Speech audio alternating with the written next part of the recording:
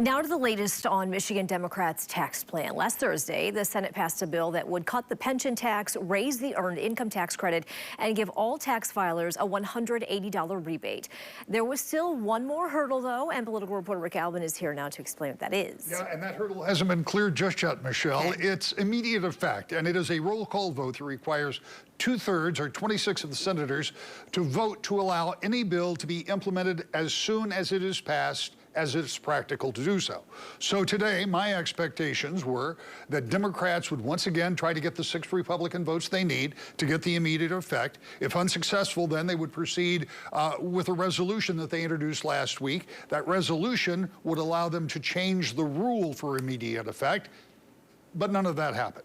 Instead, the Michigan Senate debated a resolution about a national sales tax being discussed in the United States House, a bill that would not pass the United States Senate even if it did get through the U.S. House, and one over which the Michigan Senate holds no sway. The resolution, by the way, passed. They then moved on to Senate Bill number 4. That expands civil rights protections, commonly known as Elliott Larson, to include general discrimination, sexual orientation, and gender identity or expression. The chamber did not take a vote on SB 4, but it is now available to be taken up in any subsequent session.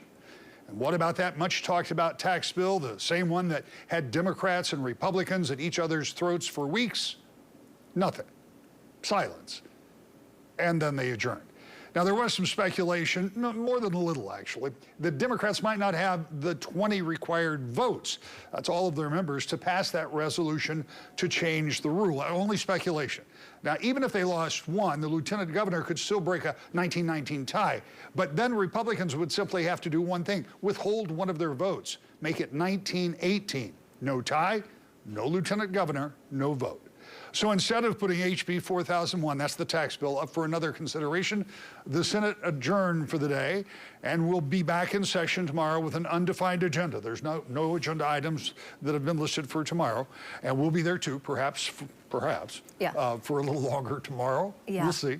Okay, so, I mean, do you expect there'll be any action tomorrow? We just don't know? I expected it today, and one of the things I'm really concerned about and what they've been talking about over in the tracking center is that if that bad weather starts to move in, because remember, you got members from all over the state, and so if you got members that are trying to get to Lansing or in Lansing, it's not impossible they could adjourn early, and I'm keeping a close eye on my emails to see if they're going to have session.